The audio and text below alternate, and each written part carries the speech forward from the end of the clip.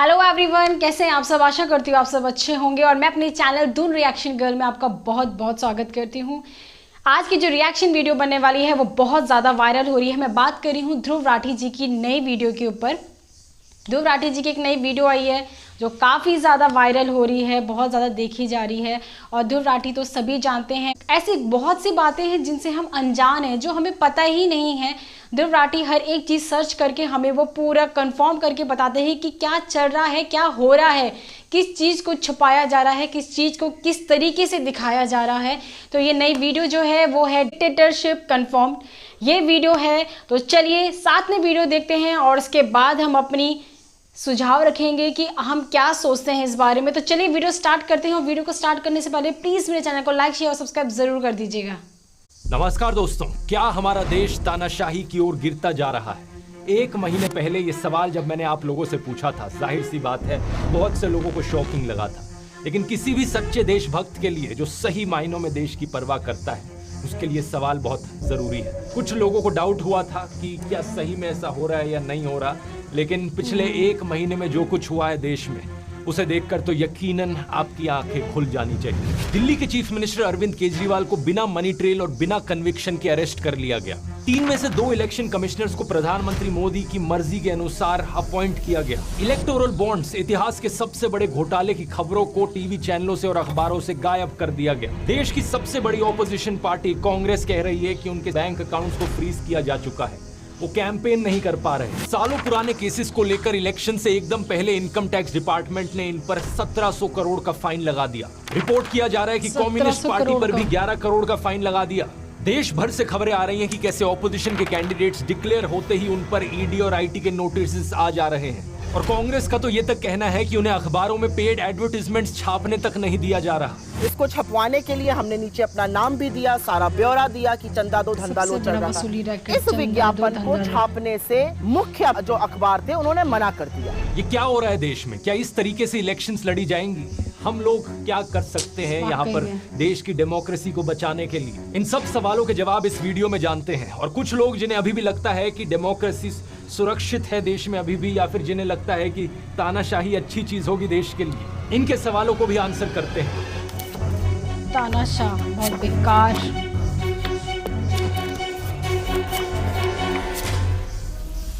शुरुआत करते हैं अरविंद केजरीवाल के अरेस्ट से। यह आजाद भारत के इतिहास में पहली बार है कि किसी सिटिंग चीफ मिनिस्टर को अरेस्ट किया गया हो, और वो भी तब जब कोर्ट में कोई गुनाह साबित तक नहीं हुआ। इससे पहले दिल्ली के एजुकेशन मिनिस्टर मनीष सिसोदिया को अरेस्ट किया था, दिल्ली के हेल्थ मिनिस्टर सत्येंद्र जैन को अरेस्ट किया था, आम आदमी पार्टी के एमपी संजय सिंह को अरेस्ट किया था, और ये सब लोग आज भी जेल में बंद हैं। मनीष सिसोदिया को 1 साल से ऊपर होने को हो रहा है और सत्येंद्र जैन को तो 2 साल होने को हो रहे हैं जेल में बंद रहे। सबसे हैरानी की बात यह है कि इनमें से किसी का भी गुनाह कोर्ट में साबित नहीं हुआ है। ईडी का आरोप है कि आम आदमी पार्टी के लीडर्स को 100 करोड़ रुपए की रिश्वत दी गई in exchange of undue benefits Delhi की एक्साइज पॉलिसी के तहत। लेकिन पार्टी की पॉलिटिशियन आतिशी कहती है कि 2 साल से ईडी और सीबीआई इस केस को इन्वेस्टिगेट किए जा रहे हैं, 500 से ज्यादा रेड कर चुके हैं, 1000 से ज्यादा विटनेसेस ला चुके हैं, लेकिन अभी तक एक भी सबूत इन्हें नहीं मिला इस चीज का जो साबित कर पाए कि आम आदमी पार्टी या इनके मिनिस्टर्स ने कुछ गलत किया हो। मनीष सिसोदिया के लॉयर ने यही चीज बताने की कोशिश करी थी दिल्ली हाई कोर्ट को कि यहाँ पर कोई मनी ट्रेल नहीं है। इनफैक्ट इस पॉलिसी से देश की जनता को फायदा हुआ क्योंकि सरकार का रेवेन्यू बढ़ गया था इस पॉलिसी की वजह से, जिसको बाद में इस्तेमाल किया जा सकता स्कूल और अस्पताल बनाने के लिए। तो सवाल ये उठता है कि अगर कोई सबूत ही नहीं है तो कोर्ट इन्हें बेल क्यों नहीं दे रहा?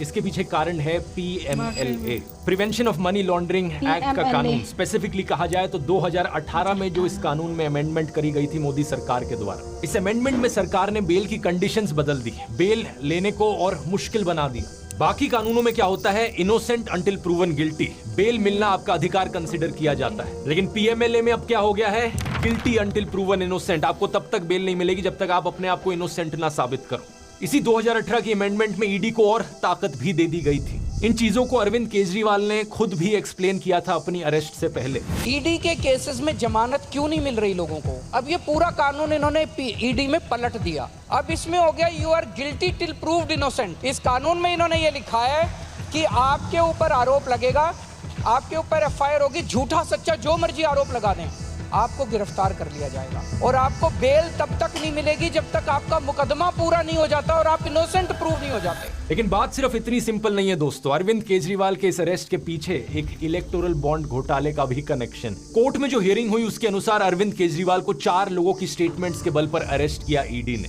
उनमें से एक इंसान है शरद चंद्र रेड्डी, जो कि ऑरबिंदो फार्मा कंपनी के हेड हैं। 9 नवंबर 2022 की बात है कि ईडी ने रेड्डी को बुलाया था पूछताछ के लिए इस एलिजिड लिकर स्कैम के केस में। उन्होंने जो स्टेटमेंट दी उस दिन वो केजरीवाल के फेवर में थी, लेकिन अगले ही दिन 10 नवंबर 2022 को ईडी इन्हें अरेस्ट कर लेती है। इनके अरेस्ट होने के सिर्फ 5 दिन बाद इनकी कंपनी ऑरबिंदो फार्मा ने 5 करोड़ रुपए का चंदा डोनेट किया बीजेपी को इलेक्टोरल बॉन्ड्स के जरिए।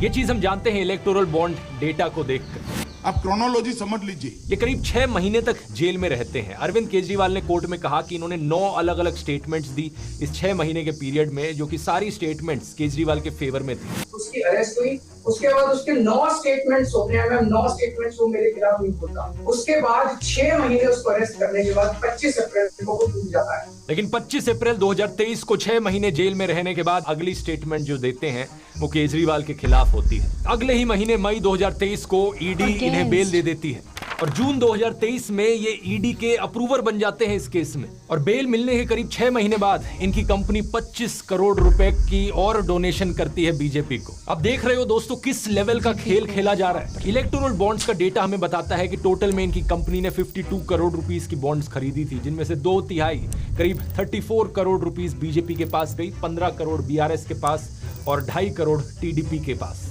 यही कारण कि आतिशी ने कहा कि इस एलिजिड लिकर स्कैम का जो मनी ट्रेल है वो आम आदमी पार्टी के पास नहीं बल्कि बीजेपी के पास जाता है। ये है मनी ट्रेल, शरद चंद्र रेड्डी की कंपनियों द्वारा दिया गया भारतीय जनता पार्टी के बैंक अकाउंट में पैसा। जो बाकी 3 लोग हैं जिनकी स्टेटमेंट्स की वजह से अरविंद केजरीवाल को अरेस्ट किया गया, उनकी कहानियों में भी ऐसी ही क्रोनोलॉजीज आपको देखने को मिलेंगी। शायद यही कारण कि अरविंद केजरीवाल एक के बाद एक समन्स मिस किए जा रहे थे ईडी के, और उन्होंने ईडी के इन सारे समन्स को इलीगल ठहराया। उनके अनुसार ईडी का मकसद सिर्फ और सिर्फ इन्हें किसी भी बहाने से अरेस्ट करना था, जिससे कि पार्टी को खत्म किया जा सके और दिल्ली और पंजाब की सरकारों को गिराया जा सके। एक 8 मिनट की ऑडियो रिकॉर्डिंग है इस केस की, जब अरविंद केजरीवाल खुद को कोर्ट में डिफेंड कर रहे थे। अगर आप वो सुनना चाहें तो उसका लिंक डिस्क्रिप्शन में है। अरविंद केजरीवाल के अरेस्ट पर रिएक्ट करते हुए कांग्रेस पॉलिटिशियन राहुल गांधी ने कहा, डरा हुआ तानाशाह एक मरा हुआ लोकतंत्र बनाना चाहता है। नेताओं को धमकाया जाता है, पैसे देकर सरकारों को गिराया जाता है, नेताओं को जेल में डाला जाता है।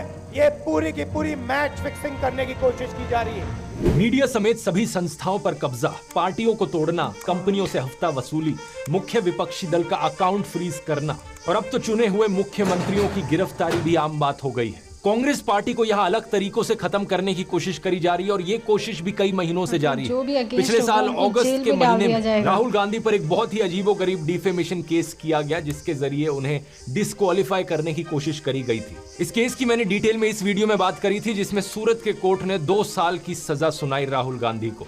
वो तो सुप्रीम कोर्ट ने इसे होने से रोक दिया, नहीं तो आज के दिन देश की 2 सबसे बड़ी ऑपोजिशन पार्टीज के टॉप लीडर्स जेल में होते हैं। लेकिन अब क्या किया जा रहा है? कांग्रेस का दावा है कि उनके बैंक अकाउंट्स को फ्रीज कर दिया गया है। इसके पीछे क्या कारण दिया जा रहा है? इनकम टैक्स डिपार्टमेंट का कहना है कि कांग्रेस ने अपने रिटर्न्स फाइल नहीं किए थे डेडलाइन के टाइम पर। इसके अलावा एक 31 साल पुराना केस कांग्रेस का खोला जा रहा है। 1993-1994 का इनकम टैक्स डिपार्टमेंट का कहना है कि वहां पर कुछ हुआ था उस समय पर, अब हम उसका पीनल चार्जेस मांगते हैं। और 29 मार्च को आईटी डिपार्टमेंट ने 1700 करोड़ का नोटिस दिया कांग्रेस पार्टी को। और सेम दिन रिपोर्ट में आया कि कम्युनिस्ट पार्टी पर भी 11 करोड़ रुपए की पेनल्टी लगा दी आईटी डिपार्टमेंट ने। किस कारण से? क्योंकि उन्होंने पुराना पैन कार्ड यूज किया था।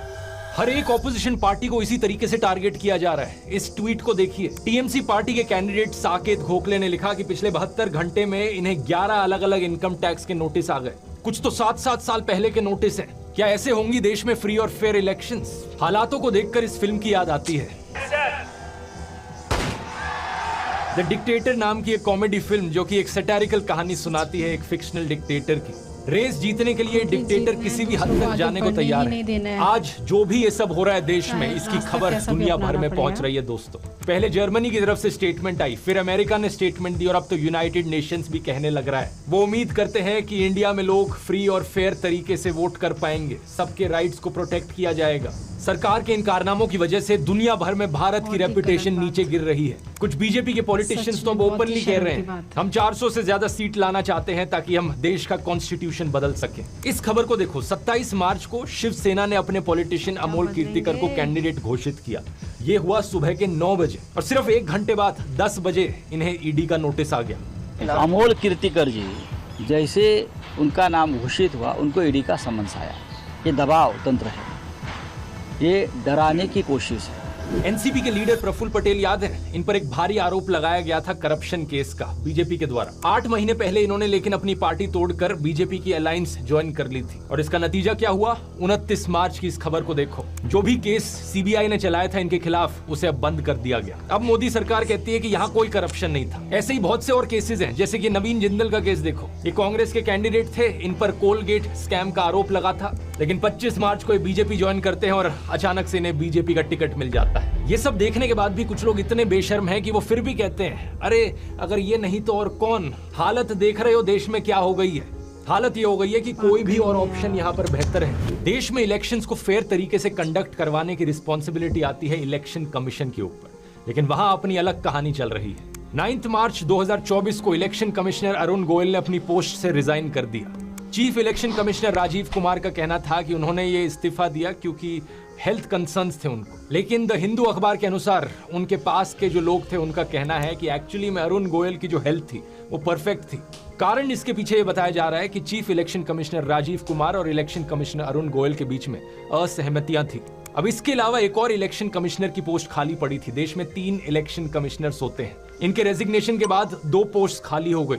2 नए इलेक्शन कमिश्नर्स को कैसे अपॉइंट किया जाए और कौन अपॉइंट करेगा? मैंने पिछले वीडियो में आपको बताया था कि मार्च 2023 में 5 जज कॉन्स्टिट्यूशन बेंच था सुप्रीम कोर्ट का, जिन्होंने ऑर्डर किया कि इलेक्शन कमिश्नर्स की अपॉइंटमेंट होनी चाहिए 3 लोगों की कमेटी के द्वारा, prime minister, leader of opposition और चीफ जस्टिस ऑफ इंडिया। लेकिन मोदी सरकार करीब 3.5 महीने पहले एक नया कानून लाई यहाँ पर और कहा कि नहीं, इलेक्शन कमिश्नर्स की अपॉइंटमेंट में चीफ जस्टिस नहीं होंगे, हमारी ही सरकार का यूनियन मिनिस्टर होगा और प्राइम मिनिस्टर होंगे और एक लीडर ऑफ ऑपोजिशन सही। इसके अनुसार 2 नए इलेक्शन कमिश्नर्स अपॉइंट किए जाते हैं। 3 लोगों की जो कमेटी बनाई गई उसमें थे प्रधानमंत्री मोदी, दूसरे थे होम मिनिस्टर अमित शाह और तीसरे थे एक ऑपोजिशन पॉलिटिशियन अधीर रंजन चौधरी।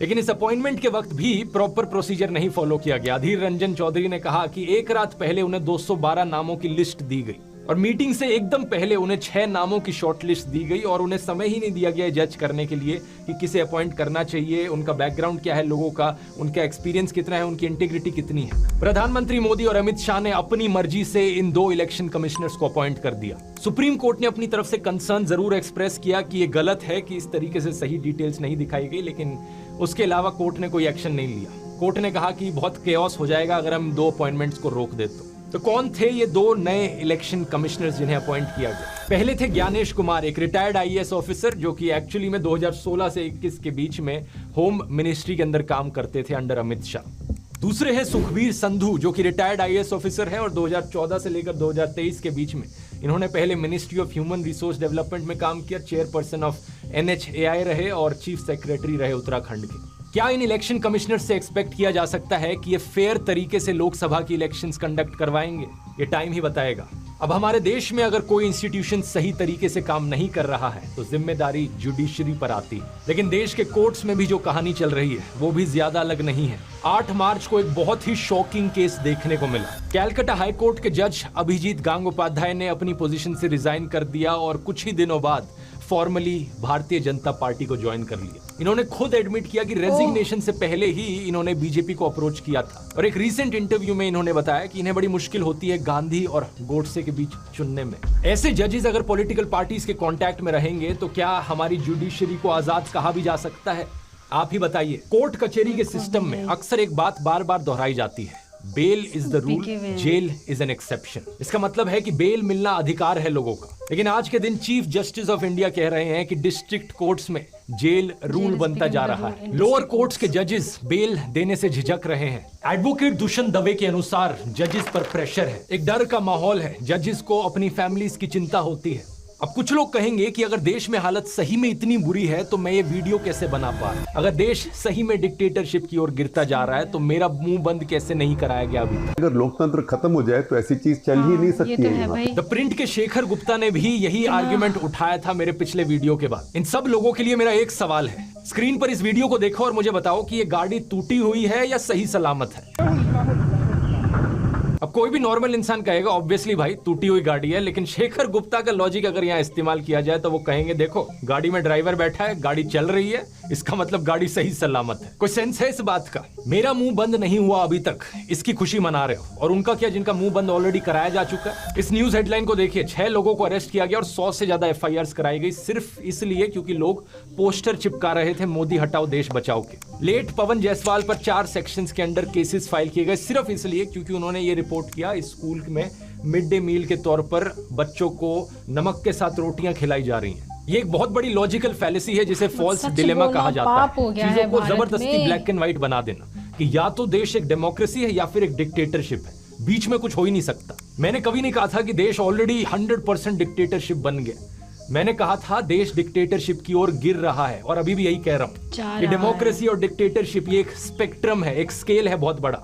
अलग अलग तरीके हैं जो डेमोक्रेसी मेजर करने के, वो भी 0 to 10 के बीच में नंबर देते हैं। अलग अलग टर्म्स का इस्तेमाल किया जाता है। अगर बहुत अच्छी चल रही है देश में डेमोक्रेसी तो फुली फंक्शनल लिबरल डेमोक्रेसी, उसके बाद है वर्किंग डेमोक्रेसी, खराब है डेमोक्रेसी तो फ्लॉड डेमोक्रेसी, उसके बाद डेफिशिएंट डेमोक्रेसी, उसके बाद इलेक्टोरल ऑटोक्रेसी, फिर हाइब्रिड रेजिम और आखिर में अथॉरिटेरियन रेजिम जो एक्चुअल डिक्टेटरशिप। लोगों को अपनी गाड़ी की इतनी चिंता होती है कि एक छोटा सा स्क्रैच या डेंट भी लग जाता है ना, चिल्लाने लग जाते हैं, वो गुस्से में आ जाते हैं। और यहाँ डेमोक्रेसी की गाड़ी पर ऐसे डेंट मारे हैं, इस तरीके से धज्जियां उड़ा दी गई है इस गाड़ी की, लोग हैरान है देखकर कि गाड़ी अभी भी चल कैसे पा रही है। अगर आप अपने आप को देशभक्त कहते हो और गाड़ी की ये हालत देखकर भी अपनी आवाज नहीं उठाते तो क्या आप देशभक्त कहलाने लायक भी हो?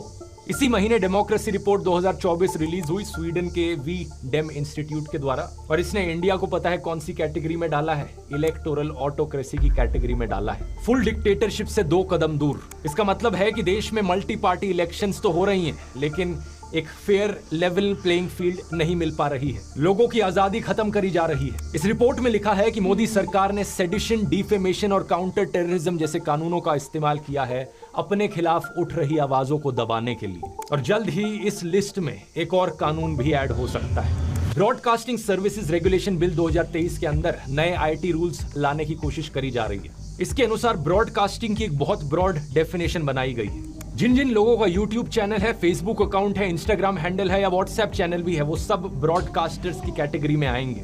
हर ब्रॉडकास्टर को सरकार के सामने जाकर रजिस्टर करना पड़ेगा और सरकार की एक सेंट्रल इवैल्यूएशन कमेटी होगी जिसको बहुत ज्यादा पावर्स दी गई हैं। ब्रॉडकास्टर सिर्फ वही वीडियोस या मैसेजेस भेज सकते हैं लोगों को जो इस कमेटी के द्वारा अप्रूव किए गए हैं, except for specific programmes exempted by the government. इस कानून के तहत सरकार के पास ये भी पावर होगी कि बिना प्रायर नोटिस के वो यूट्यूबर्स की इक्विपमेंट को जाकर सीज कर ले। तो एक बात तो पक्की है कि सोशल मीडिया पर भी लोगों की आवाज बंद करने की पूरी तरीके से कोशिश करी जा रही है। और जब मेरी आवाज फाइनली पूरी तरीके से बंद हो जाएगी तब क्या जवाब दोगे? तब क्या आर्ग्यूमेंट बचेगा? अरे कोई बोलने वाला ही नहीं बचा, इसका मतलब डेमोक्रेसी अच्छी चल रही है देश में। और इस गलत फहमी में मत रहना कि भाई मैं तो सरकार का सपोर्टर हूँ, मोदी सपोर्टर हूँ, मेरा कुछ नहीं जा रहा। अगर देश डिक्टेटरशिप बन भी जाए तो भी मेरे लिए तो सब अच्छा चलता रहेगा। सोनम वांगचुक भी एक बारी सरकार को सपोर्ट करते थे जब आर्टिकल 370 हटाया गया था। मेरे ख्याल से ये लद्दाख के लिए बहुत ही खुशी की बात है, उसकी हक थी, वो उससे वापस मिला है। लेकिन जब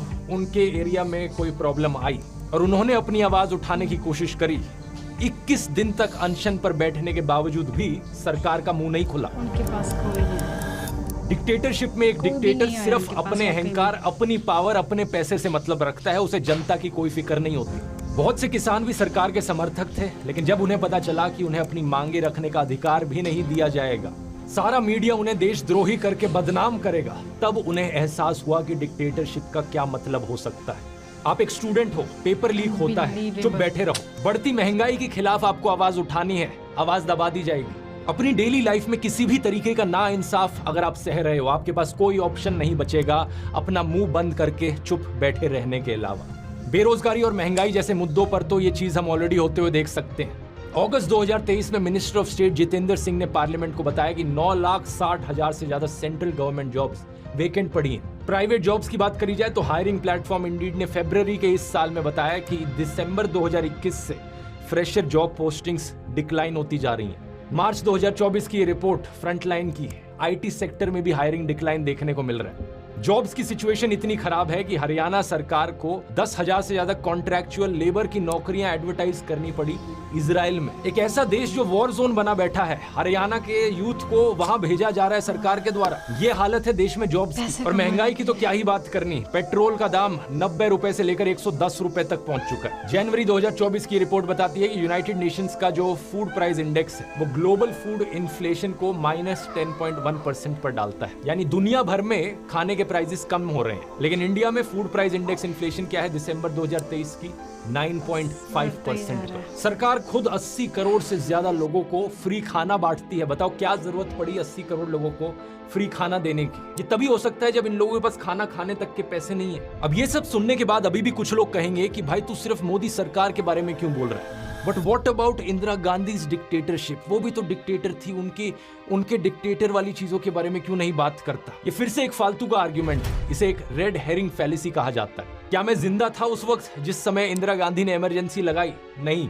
अगर होता तो मैं यही वीडियोस बना रहा होता। और अभी भी इनफैक्ट मैंने एक पूरा वीडियो बनाया है इंदिरा गांधी की इमरजेंसी के ऊपर, बताया है कि कैसे वो डेमोक्रेसी के ऊपर एक काला धब्बा था। लेकिन कल की प्रॉब्लम्स गिनाकर आज की प्रॉब्लम्स ठीक नहीं हो जाएंगी। उस वक्त जो हुआ वो बहुत गलत था और इस वक्त जो हो रहा है वो भी बहुत गलत है। उस वक्त कुछ लोगों के बहादुर संघर्ष की वजह से डेमोक्रेसी को बचा लिया गया देश। लेकिन आज कौन बचाएगा देश को? मीडिया को खरीदा जा चुका है, हर इंस्टीट्यूशन कॉम्प्रोमाइज हो चुका है, ऑपोजिशन लीडर्स का अरेस्ट किया जा चुका है। बचा कौन? बचे हम लोग, देश के लोग। We the people of India, हम हैं आखिरी उम्मीद। जैसे इमरजेंसी के समय में लोगों ने भारी संख्या में अपनी आवाज उठाई थी और उसके बाद जो इलेक्शंस हुई उसमें इंदिरा गांधी को हरा दिया था, उसी जज्बे से आज देश की जनता को इस अनडिक्लेयर्ड इमरजेंसी के खिलाफ आवाज उठाने की जरूरत है। अगर आप भारत माता की जय कहते हो तो भारत माता को बचाने के लिए तैयार भी रहो। अगर गांधी जी, भगत सिंह, नेताजी बोस की रिस्पेक्ट करते हो तो उनके जैसा जज्बा भी लेकर आओ। जो आजादी उन्होंने अपना खून पसीना बहाकर दिलवाई है, उस आजादी की रक्षा करना, इंडियन डेमोक्रेसी को बचाना हमारा धर्म है। इस वीडियो को देखने वाला हर एक इंसान अब से अपने आप को लोकतंत्र का रक्षक समझे। ये जिम्मेदारी अब हम सबकी है। स्टेप 1, अपनी आवाज उठाइए। एक एक आवाज से फर्क पड़ता है। अगर आप अपनी आवाज नहीं उठा सकते तो इस वीडियो को 100 लोगों को फॉरवर्ड कीजिए। व्हाट्सएप ग्रुप्स पर, इंडिविजुअली, फेसबुक पर, ट्विटर पर, इंस्टाग्राम पर। हमारा मिशन है इस खबर को देश के कोने कोने तक पहुंचाना, देश के हर एक वोटर तक पहुंचाना। स्टेप 2, वोट करना मत भूलिए। इस बार कोई एक्सक्यूज नहीं चलेगा क्योंकि एक एक वोट से फर्क पड़ता है। चेक कीजिए आपकी कॉन्स्टिट्यूएंसी में कब है वोटिंग।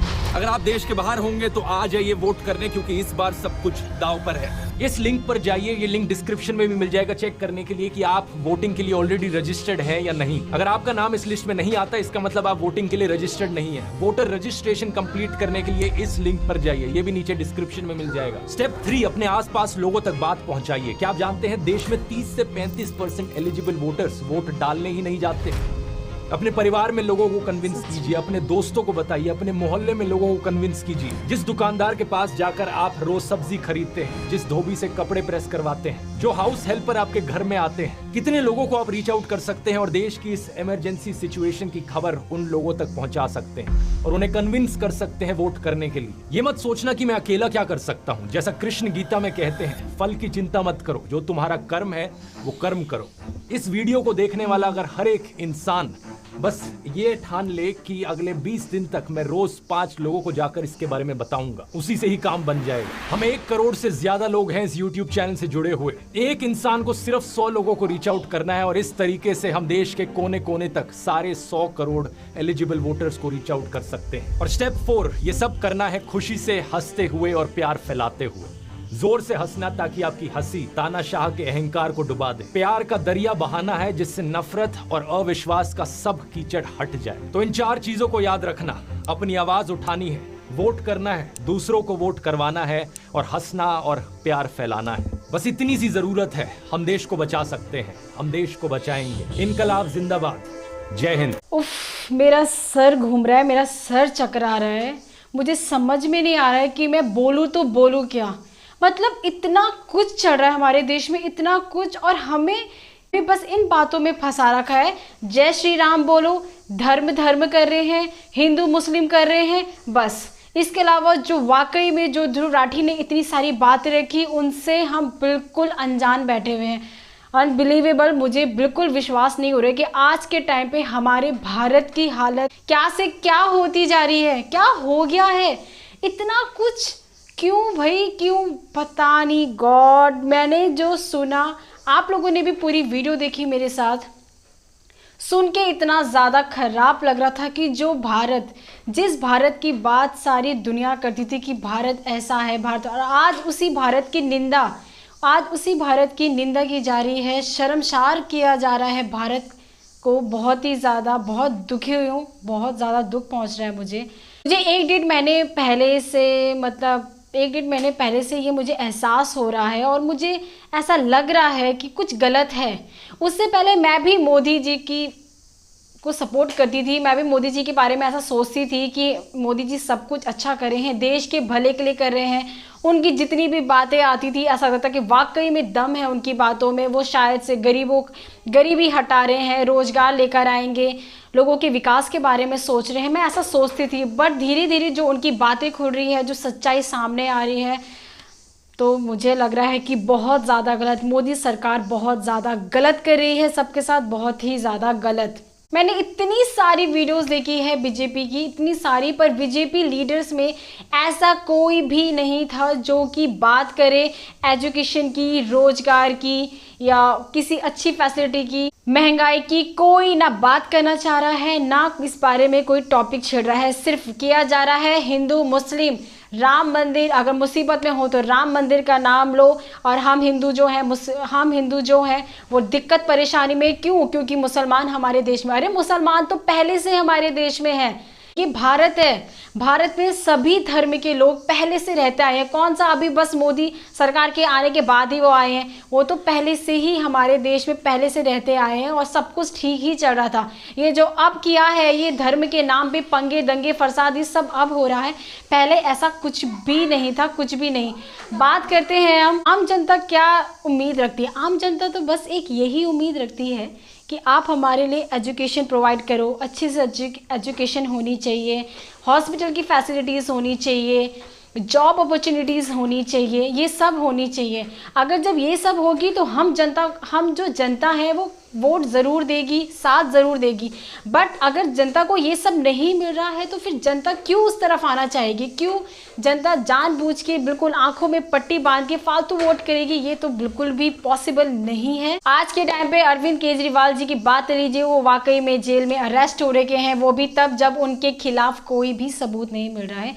दिल्ली एजुकेशन की बात कर लीजिए आप, दिल्ली एजुकेशन केजरीवाल ने इतनी बढ़िया कर दी है कि वो पूरे वर्ल्ड में फेमस हो गई। उन्होंने सरकारी स्कूलों में इतनी अच्छी व्यवस्था कर दी है, इतनी अच्छे तरीके से उन्होंने सरकारी स्कूल को अच्छा बनाया है पढ़ाई के लिए कि बहुत ही ज़्यादा सराहना की जा रही है। दिल्ली में बहुत सी चीज़ें आम आदमी पार्टी की वजह से बहुत सी चीज़ें बदली है, चाहे महिलाओं को लेके ले लीजिए, बहुत सी चीज़ें बदल गई है। अगर दिल्ली में एजुकेशन सिस्टम इतना बेटर हो सकता है तो पूरे देश में क्यों नहीं हो सकता है। अगर चाहेंगे तो दिल्ली के जैसे पूरे देश में एजुकेशन सिस्टम जो सबसे ज़्यादा ज़रूरी है वो पूरे देश में बहुत ज़्यादा अच्छा हो सकता है। रिसेंटली एक बहुत बड़ा एग्जाम्पल सोनम वांगचुक का है। सोनम वांगचुक वही हैं जिनके नाम पर 3 इडियट्स मूवी बनी थी, रैंचो बने गए थे, और उन्होंने एजुकेशन सिस्टम इतना अच्छा, उन्होंने लद्दाख के लिए बहुत कुछ किया, बहुत ही रियल हीरो रहे हैं वो। तो उन्होंने जब आर्टिकल 370 हटा था तो वो भी बहुत ज़्यादा खुश हो गए थे कि अब लद्दाख के लिए कुछ अच्छा किया जाएगा, बट लद्दाख के लिए बहुत कुछ अच्छा हो सकता है। बट जब उन्हीं सोनम वांगचुक ने लद्दाख की पर्यावरण के लिए, उसकी प्रकृति को बचाने के लिए जब उन्होंने अनशन किया, वो भी 21 दिनों का, भूखे प्यासे ठंड में बैठे रहे, बर्फ़ होती रही इतनी ज़्यादा, वो वहाँ पे बैठे रहे, हर दिन का उन्होंने वीडियो शेयर किया था। उस वक्त सरकार ने उनकी नहीं सुनी। कोई भी सरकार का एक भी बंदा उस 21 दिन के या अभी तक उनके पास नहीं गया, उनकी दिक्कत परेशानी को देखने समझने के लिए बिल्कुल भी नहीं। सरकार ने इतनी बुरी तरीके से उनको इग्नोर किया कि ये सब लोग जानते हैं कि सोनम वांगचुक का अनशन बेकार चला गया। हमने पूरी वीडियो देखी ध्रुव राठी की, बहुत ज़्यादा, बहुत ही बढ़िया, बहुत सी चीज़ें उन्होंने बताई है। लास्ट में उन्होंने कहा है, जो 4 स्टेप्स उन्होंने बताए हैं, वोटिंग ज़रूर कीजिए, हमारा एक एक वोट बहुत ज़्यादा ज़रूरी है, बहुत ही ज़्यादा। हमारे वोट के कारण ही हम जनता जो है ये डिसाइड कर सकती है कि कौन सी पार्टी आएगी। हम लोगों की वजह से ही हम चाहे तो ये डिक्टेटरशिप को हटा सकते हैं, ये जो तानाशाह चल रहा है इसको ख़त्म कर सकते हैं सिर्फ हम लोग। इसलिए जो जून को अब ये वोट है, सबको वोट देने जाना है और सबको वीडियो देख रहे हैं, सच्चाई से रूबरू हो रहे हैं सबके सब, तो सबको पता चल गया होगा कि हम लोगों को वोट किसको देना है, किस तरफ हमें अपने भारत देश को लेके जाना है, क्या अच्छा हो सकता है भारत देश को, किस पार्टी को वोट देने से हमारे भारत के लिए और हमारे भारत देशवासियों के लिए अच्छा हो सकता है। तो वोट ज़रूर जाइएगा देने के लिए, हम भी जाएंगे और उस पार्टी को देंगे जो हमारे भारत देश के लिए अच्छा करेगा। बाकी बात यहाँ पे ध्रुव राठी जी के लिए भी है, ध्रुव राठी के लिए ये है, वो बिल्कुल सही कह रहे हैं कि अभी तक तो वो बोल रहे हैं कब क्या हो जाएगा। अगर वाकई में जो रूल अब आ रहा है कि सरकार द्वारा देगा कि कौन सी वीडियो आगे जाएगी और कौन सी वीडियो नहीं जाएगी, जिस वीडियो को वो अप्रूव करेंगे वो आगे जाएगी और नहीं वो तब होगा अगर ये सरकार दोबारा वापस आएगी तो। इसीलिए जब तक ध्रुव राठी बोल रहे हैं, अगर ये सरकार वापस आ गई तो पता नहीं ध्रुव राठी जी को ऐसे ही हमारे बीच में कंटिन्यू बोलते रहेंगे या फिर उनका चैनल भी औरों की तरह बिल्कुल बंद कर दिया जाएगा, पता नहीं। बट ध्रुव राठी जी के लिए हैट्स ऑफ है और बहुत बहुत धन्यवाद कि आप अपनी इस वीडियो से बहुत से लोगों को जागरूक कर रहे हैं, बहुत सी ऐसी डिटेल्स दे रहे हैं जिनसे हम बिल्कुल भी वाकिफ़ नहीं हैं, जो हमें पता ही नहीं चल रही है। बस लोग श्री राम धर्म के नाम पे लड़े जा रहे हैं, बट आपकी वजह से कई चीज़ें ऐसी आ रही है सामने, कई फैक्ट ऐसे आ रहे हैं जो हमें वाकई में मजबूर कर रहे हैं सोचने पे कि आखिर भारत देश में चल क्या रहा है। तो हम सब भारतवासी हैं और हमें अपना वोट सोच समझ के देना है। आप मुझे कमेंट्स करके ज़रूर बताइएगा कि आप क्या सोचते हैं, आपको क्या लगता है कि आप किसको वोट देने वाले हैं और आप अपने भारत देश को किस और ले जाने वाले हैं। मैं फिर मिलती हूँ आपको नेक्स्ट वीडियो में, तब तक के लिए बाय बाय।